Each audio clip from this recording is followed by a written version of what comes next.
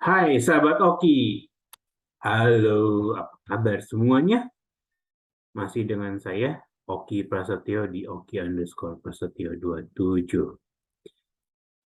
2 hari menjelang kick off IPL, walaupun sebetulnya dimulai nanti subuh sih, maksudnya besok subuh jam 2 pagi itu udah dimulai kick off pertamanya sebetulnya. Tapi secara biasanya ini agak aneh sih, biasanya itu kan Premier League atau IPL itu jarang apa namanya, jarang mencar di pertandingan pertama atau jarang dibagi ya. Biasanya semua start di hari yang sama, yaitu di hari Minggu malam biasanya dan jam 10 biasanya. Jadi yang sudah-sudah dari musim lalu sampai ke belakang gitu ya, IPL itu start di weekdays atau week game pertamanya itu pasti jam 10 malam, dan week game 38 atau di akhir itu juga start jam 10 malam. Serentak untuk ke-20 klub atau 9 atau 10 pertandingan. Itu serentak. Jadi kita nontonnya apa, tinggal pilih aja kalau ada di beberapa channel gitu ya. Itu bisa kita pilih mana yang kita tonton. Tapi untuk musim ini agak beda. IPL start di hari besok subuh, dimulai jam 2 pagi dengan tim yaitu Crystal Palace versus Arsenal. Ini dua tim yang sebenarnya cukup menyusahkan kami, fans MU, karena Crystal Palace, kalau nggak salah kita kalah ya terakhir sama Crystal Palace, kalau saya nggak salah ingat di pertandingan terakhir. Arsenal kita seri kalau nggak salah pertama, sempat seri sama kalah apa gimana saya lupa. Nanti yang inget deh boleh drop di komentar ya. Tapi yang jelas dua tim ini sempat menyusulkan MU di musim kemarin. Saya sebenarnya nggak mau bahas lebih jauh karena saya bukan fans Arsenal, bukan fans Crystal Palace gitu ya. Jadi, tapi kalau lihat dari komposisi pemain, gitu, Arsenal banyak sekali belanja di musim panas ini. Kedatangan salah satu penyerang, menurut saya walaupun di Man City dia tidak banyak apa ya nyiptain gol, tapi buat saya Gapsus atau Gabriel Jesus itu saya menarik sih buat saya sebetulnya. Cuman ya sekarang ada di Arsenal dan menjadi goal getter ya, selain Ketia gitu ya. Ya kan Ketia kan ya, kalau nggak salah. Kalau yang Keita, oh Keita di Liverpool, ya ini Ketia. Juga Arsenal datengin banyak ke backnya City juga, jadi dari City ada dua, Gapsus sama Shevchenko, Shevchenko back kiri ya itu. Lalu juga datengin ada pemain lainnya kayak beberapa orang lah, itu mungkin fans Arsenal lebih tahu dibandingin saya. Tapi yang jelas kedatangan Gapsus itu ya apa ya, semakin membuat Arsenal harusnya bisa lebih dari yang musim lalu. Musim lalu udah bagus menurut saya karena ada di atas MU ya, jadi itu bagus. Walaupun banyak yang bilang Arteta ini Arteta begitu, cuman buat saya nggak mau komentar itu gitu. Cuman mungkin video ini dibuat sebelum mereka bertanding, Arsenal itu sama Crystal Palace dan Arsenal bertanding, tapi saya upload mungkin sesudah pertandingan itu terjadi. Jadi saya nggak tahu hasilnya, belum belum bisa bilang. Tapi kalau ditanya prediksinya, saya berharap sih seri. Saya nggak pernah mau mendoakan salah satu tim itu kalah, tapi seri aja deh, gitu seri. Dengan seri kan cuma dapat 1 poin ya, gitu. Walaupun kalah 0 poin, tapi enggak lah. Kalau kita didoain kalah pun juga nggak enak gitu ya. MU tuh harus menang, begitupun Arsenal harus menang. menang dan menang gitu. Karena mereka berdua baik MU maupun Arsenal punya histori juga di masa kejayaan masing-masing gitu ya. Oke, back to MU, kembali ke MU. Kita akan main di hari Minggu itu di jam 8 malam lawan Brighton di kandang Brighton kalau nggak salah ya, di kandang Brighton. Um, saya tadi udah nonton video dari beberapa video dan baca sedikit Twitter, katanya Anthony Martial cedera hamstring dan baru bisa kembali kemungkinan pas lawan Liverpool di tanggal 23 Agustus waktu Indonesia jam 2 pagi gitu. Ya berarti ini hanya punya ini ya, prediksi ala saya loh ya. Ini prediksi ala gue, Oki Prasetyo itu lah. Prediksinya adalah 4-3-3. Karena kalau pakai 4-2-3-1 agak-agak ini apa, agak-agak bukan nggak bisa sih, bisa aja, tapi kita 4-3-3 dulu ya. Kiper tetap De Gea. Oke, kiper tetap De Gea. Lalu back kiri, hmm, gue pikir akan dikasih ke Taylor Malas ya. Center backnya kayaknya seru ya, duet Lisandro Martinez sama Maguire. Lisandro di sebelah kiri, Maguire sebelah kanan. Terus bek kanannya itu agak ribet nih bek kanan. Diego Dalo deh, paling Diego Dalo yang akan dipakai, kecuali kalau ada suspend dari Erik ten Hag akibat terakhir lawan Rayo Vallecano yang mereka cabut duluan ya, katanya kan Sainz Aljavan, ada Dalot dan siapa, ada beberapa pemain lainnya. Cuman sorry, ini keluar dari sorry, prediksi dulu deh, saya selesaikan. Prediksi tadi Dalot, lalu di tiga di depan, di tengah adalah saya akan taruh Christian Eriksen di sebelah kanan, lalu jangkarnya adalah Scott McTominay ya, DM-nya, lalu sebelah kiri saya taruh Zidan Iqbal mungkin dikasih kesempatan, atau ya antara Zidan Iqbal atau Donny van de Beek gitu, tapi lebih kayaknya bisa Zidan Iqbal.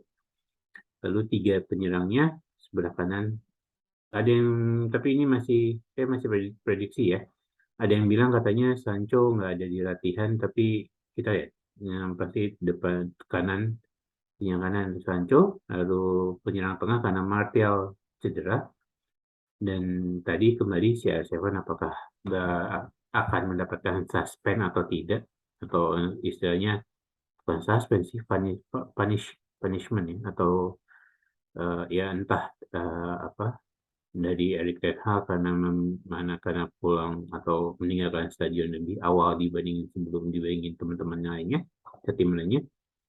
Jadi kalau enggak ya berarti CR7 di penyerang tengah, lalu sebelah kiri Bruno Fernandes. Itu prediksi kalau 4-3-3. Oke. Lalu gimana kalau 4-2-3-1? Menarik ini. Kalau 4-2-3-1, saya kan tetap taruh backnya Taylor Malaysia di kiri, tengah tetap back, saya pikir tetap sama, nggak berubah gitu ya, nggak berubah. Mungkin di 2 DM itu saya taruh Zidan Iqbal sama Scott McTominay. Oke, tiga depan, saya taruh Bruno di kiri. Oke, terus ada siapa? Mungkin Eriksen saya taruh di tengah sama Sancho di kanan. Nah, depan tetap Ronaldo. Nah, lalu bagaimana kalau Sancho nggak ada? Atau benar-benar Sancho nggak ikut? Nggak dimasukkan dalam daftar yang dibawa ke Brighton? Formasinya pasti berbeda lagi kan? Gitu. Kalau 4-3-3, kanannya saya taruh Rashford. Rashford, tengah tetap CR7, kiri Bruno. Kalau 4-2-3-1, apa namanya, Christian Eriksen saya taruh kanan, Bruno saya backing ke tengah, ya, backing ke nomor 10. Lalu sebelah kirinya ada Rashford.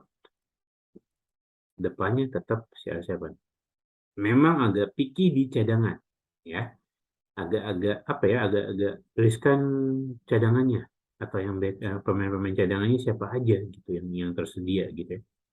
Paling ada Amad Diallo, Anthony Elanga, terus ada mudah-mudahan masuk nih Cari Savage masuk.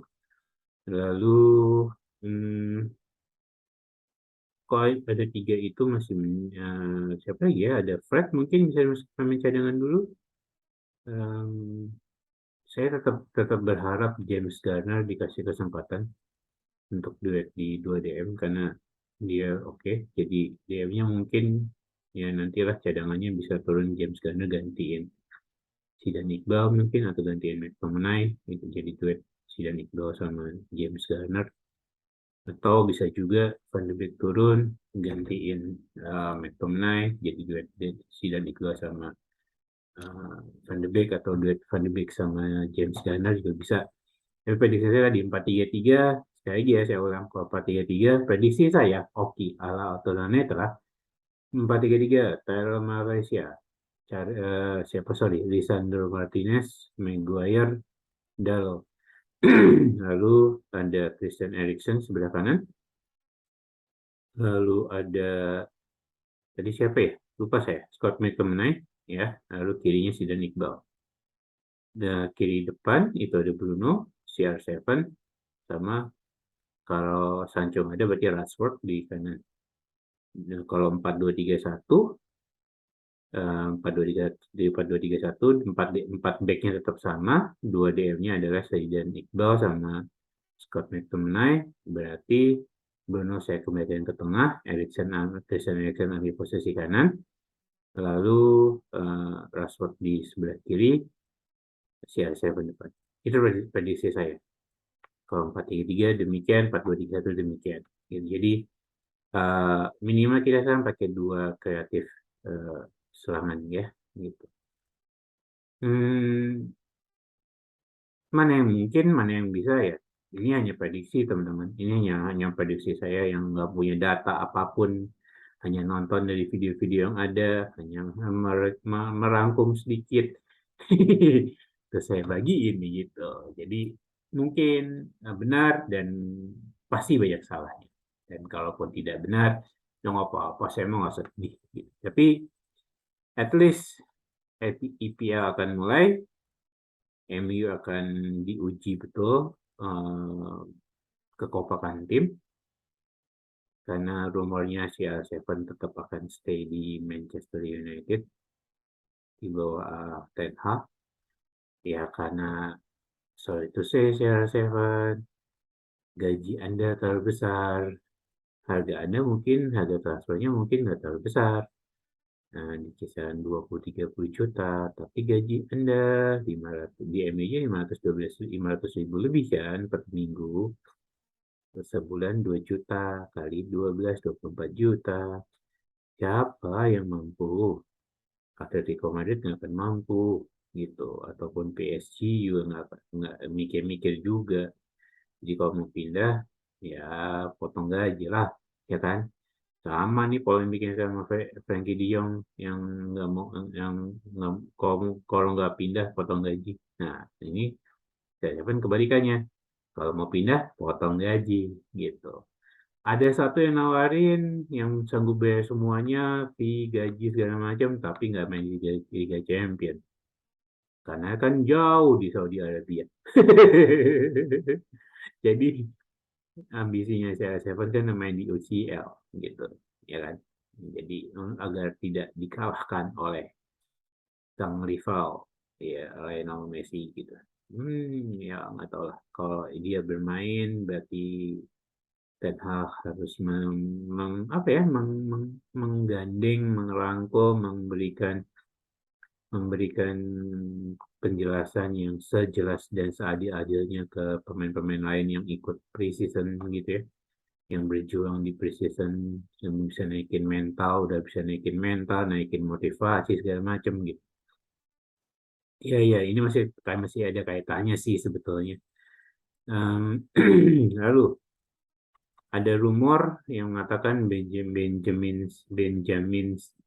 Sisko dari Salzburg, apa sih Salzburg itu di Red Bull diincar sama MU. Masih muda, tingginya lebih tinggi dari saya, 191 cm, saya 173. Haha.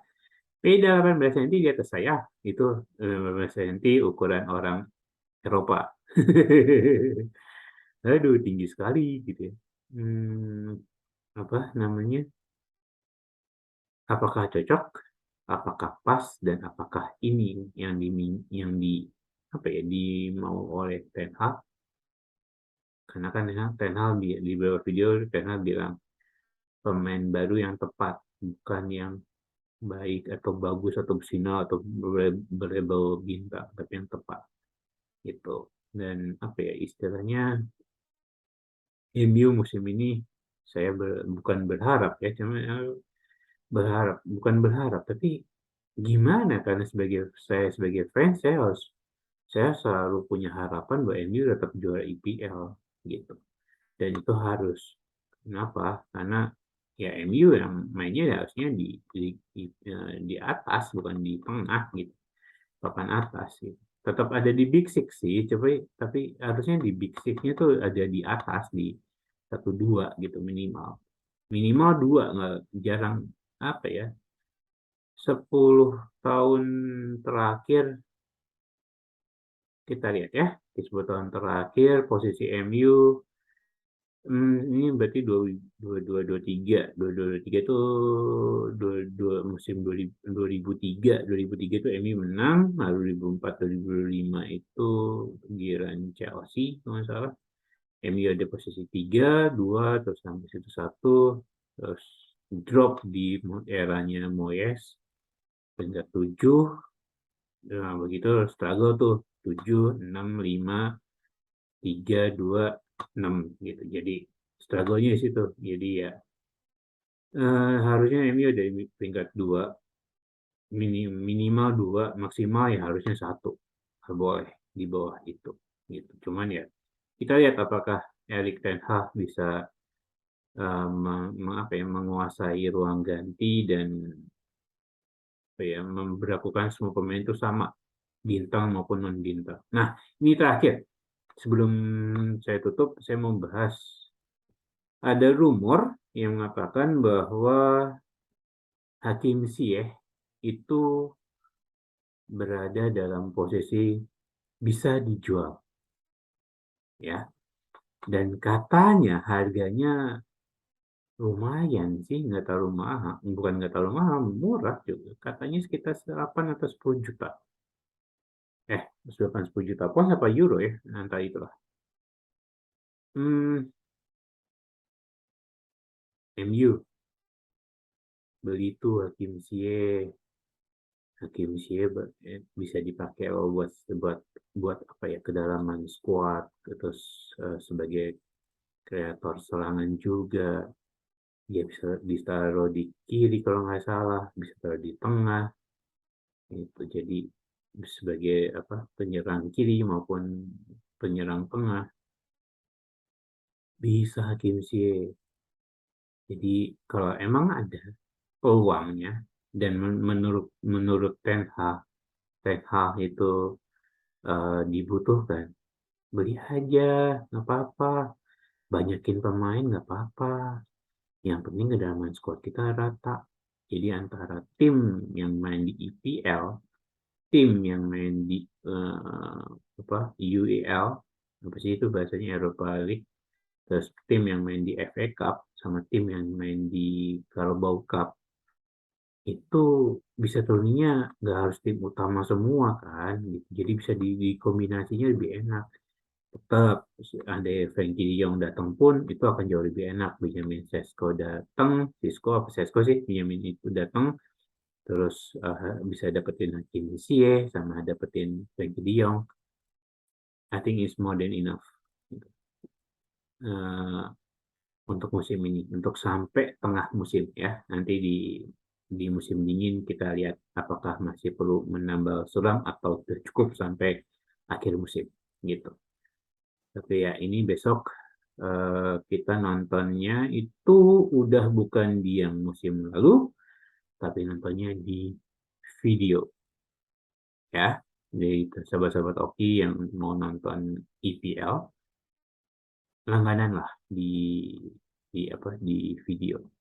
Saya nggak disponsorin ya, saya hanya menghimbau saja gitu bahwa kalau nggak salah hari ini masih bisa kalau teman-teman masih dapat yang promo harga 59 per bulan atau mau setahun sekali juga bisa sih, harganya sekitar 500 ribuan gitu. Tapi saya ambil yang per bulan aja lah. Takut-takutnya kalau ini dananya kemarin nggak cukup soalnya buat kami setahun. Jadi ya fun aja lah. Kita ikutin di video saya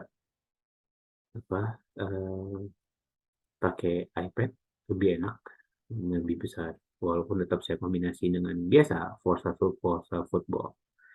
Nanti saya akan bahas di playlist yang satunya tentang aplikasi itu di smartphone. Jadi yang sudah makin membaik menurut saya, gitu ya. Terakhir buat para fans, khususnya Manchester United, selamat menikmati pertandingan yang sesungguhnya. Hasil dari preseason kemarin kita taruh di hari Minggu besok jam 8 malam lawan Brighton di kandang Brighton tentunya, kalau saya sekali lagi saya nggak salah ingat gitu ya, dan tetap dukung MU. Ya jangan cepat divonis lah ya, santai-santai aja dulu, nikmatin dulu, kita ikutin dulu gitu ya. Tapi yang jelas MU akan meroket. Sorry, ada yang punya bahasa itu saya pakai ya, izin. Eh, Akhirnya saya Oki Prasetyo, ya welcome to EPL 2022 and 2023. Oke, selamat menyaksikan, selamat nonton, selamat selamat kembali menikmati siaran sepak bola. Oke, yang cukup padat ya. Sampai ketemu di video saya berikutnya. Oki Prasetyo pamit, salam olahraga.